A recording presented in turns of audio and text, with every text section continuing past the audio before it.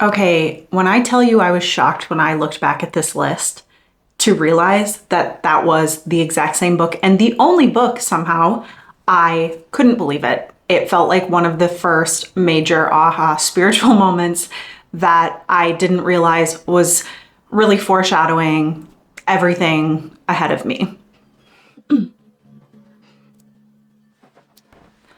Welcome, my name is Amy. If you've been here before, thank you for being back with me. And if this is your first time, I'm so happy to have you here with me. I love talking about spirituality, energy healing, and everything that has helped me to become more self-aware, more conscious of myself, and really deepen my own spiritual journey, awakening, and practice.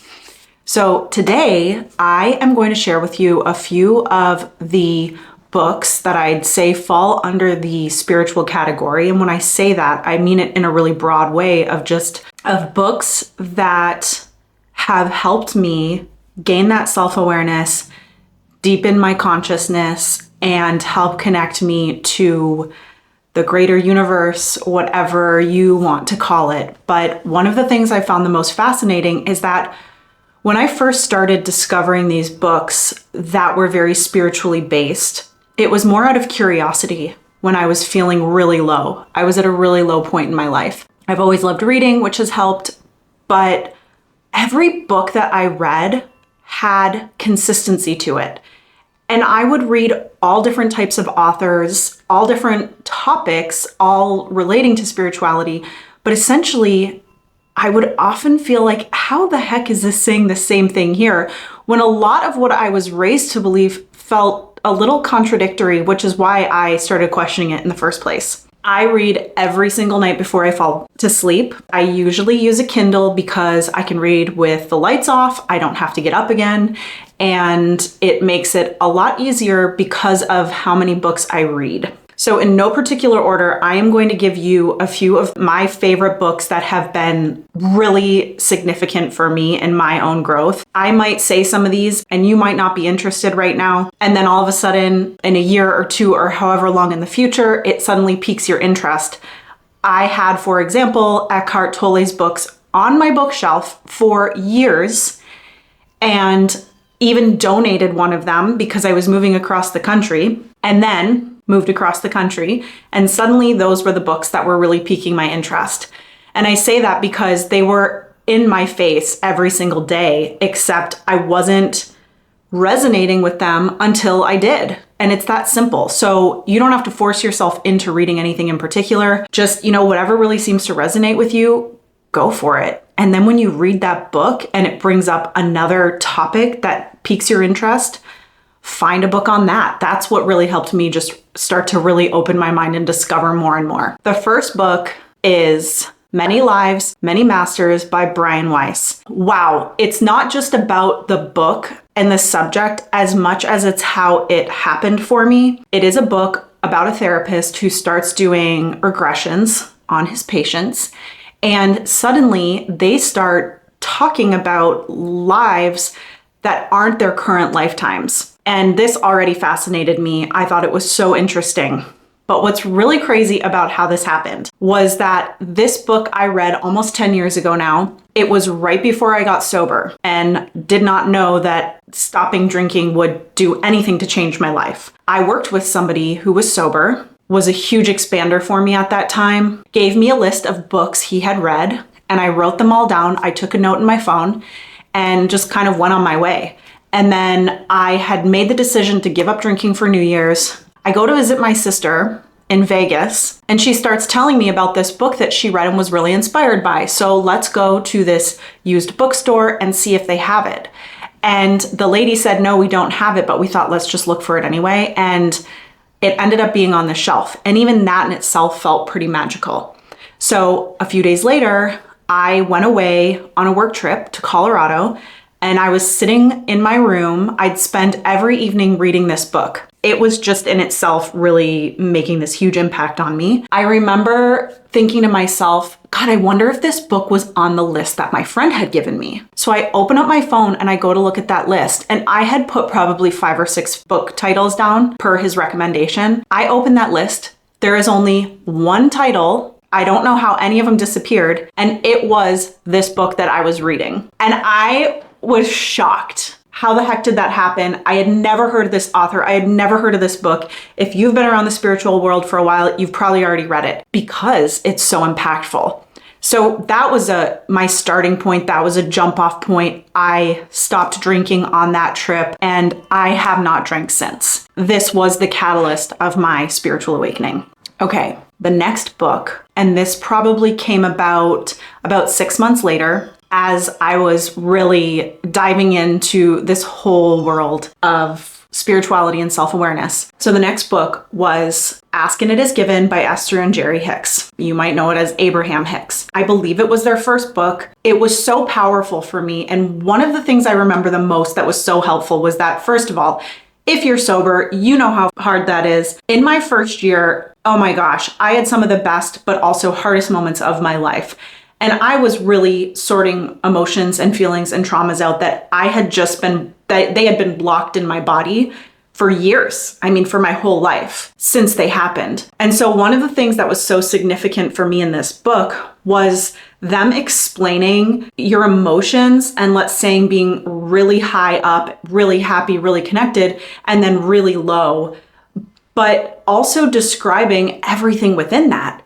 And that we don't need to go from a 0 to a 20. We can just go from a 0 to a 1 and then a 1 to a 2. And that felt so significant for me. And that was channeled information. And this also opened me up to reading more of their books. And I think at this point I've read all of them. And I love them because I especially love reading these books when I'm feeling a little bit off or feeling like I don't know what to read.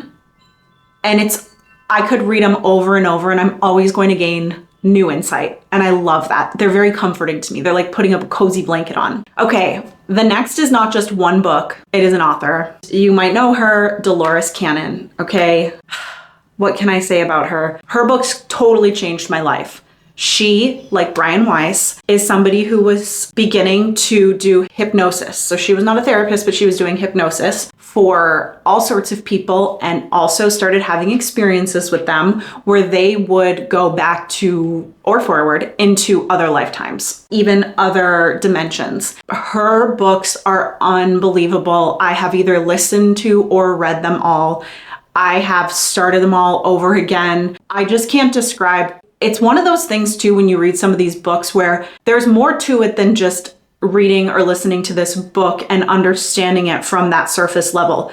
Some of these books actually, I believe, like shift something in me. They open something. They remind me of something that I know about, but maybe I haven't been exposed to yet in this lifetime. And her books were very much that for me. Again, so comforting. It felt so familiar to me, even though it was all new. You either know her or you don't.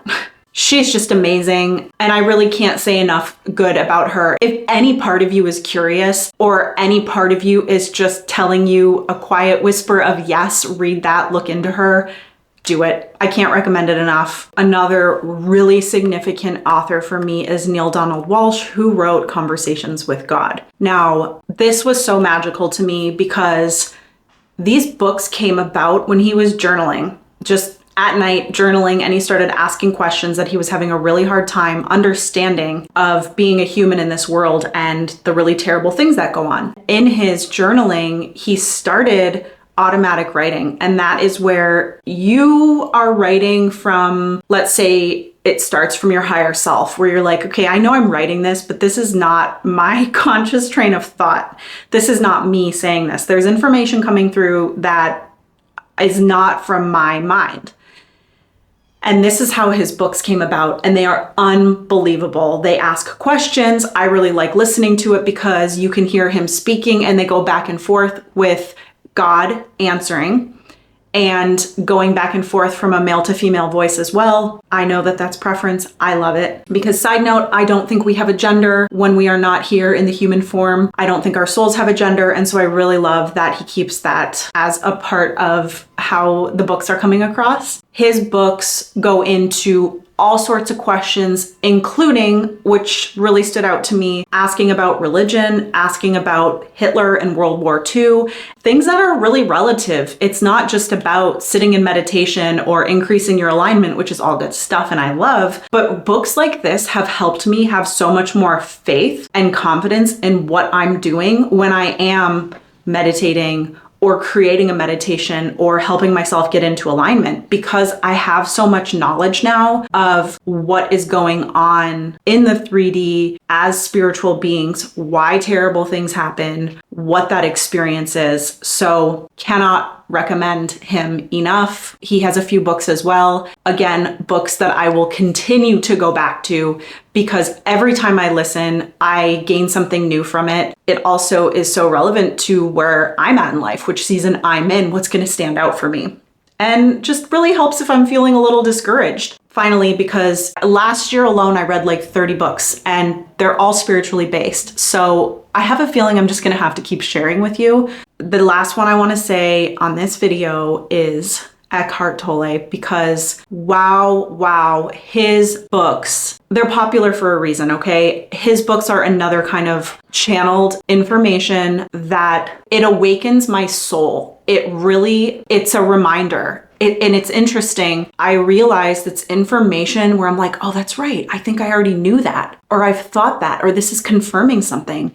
But it really helps in that sense. And it also helps with gaining so much self-awareness, seeing how we're responding to things and really being able to take more of a spiritual observational perspective versus very egoic, reactive blaming. His books, he's got two that are the most popular. Whichever one stands out to you, I would just recommend it. I have read them both many times at this point. Another book, I just have to say it, that feels similar in the same category to him is called The Untethered Soul. I believe it's by Michael Singer. I'm looking over at my bookshelf. That was another book that really helps you gain that self-awareness to yourself and to be able to really observe your behavior versus being a victim in this world as a human, to really allow your spiritual side and your wise side to lead you. I meant to say this at the beginning, but I don't have any kind of affiliations with anything. So when I share these books with you, at least as of now, as of this recording, I don't get kickbacks. I am just letting you know because of how impactful and powerful they've been for me. You don't have to read these to have your aha moments. I have learned that when I read one, like I kind of mentioned, it piques my interest and then it opens me up to something else and it opens me up to something else. I love getting recommendations from other people. And if you are interested, also check with your library. Almost all of the books that I read on my Kindle are books that I rent through my library, through the Libby app. If I can't get them there, then I will look in other places. But for the most part, I don't even have to pay for them. And like I said, if I'm reading like 30 books a year, that just ends up being a lot of money. So I would rather try the library or some kind of monthly membership so that it helps just a little bit. Also, used bookstores are a really great resource, especially because a lot of these spiritual books that are popular, you're gonna find them floating around. As always, I would love to hear from you in the comments. Please share with me any of your favorite books that have really made an impact on you and your spiritual journey. I'm just so grateful to have this space. I'm so grateful you are here with me. This shared energy just makes me feel so good, and I hope that you are getting that from this as well. If you haven't already, please consider subscribing, giving me a thumbs up. It helps me so much. I love being able to do this, and I can't wait to see you here next time. Bye.